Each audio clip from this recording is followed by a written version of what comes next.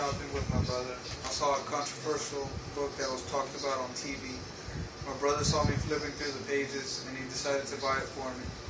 This was the first book I ever read. My goal for the next few minutes is to inform the audience about the importance of reading in my life. Since then I have read over 100 books and counting. First I'll talk about my life before reading books. Then I'll talk about how reading caused me to want to know more academically. Let's begin with my life before reading books. While growing up in my house, I always watched television and I never dedicated time to reading. Every day after school, since I was 5 years old, I spent time in front of the television watching cartoons. When my mom bought me books, they were never as interesting as television shows. In grade school, I struggled with reading assignments and I had low grades.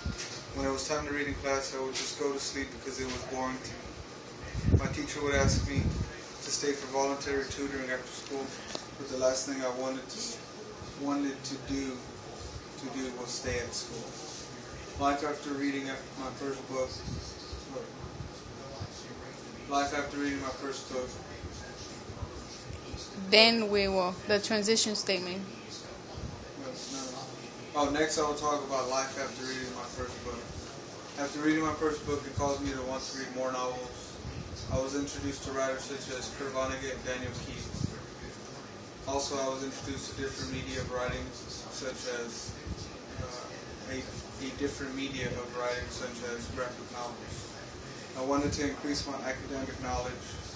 After reading many novels, my reading skills have improved to make academic work much easier.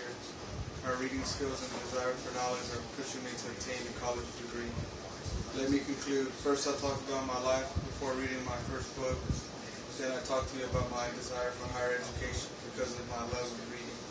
This is why reading is important in my life.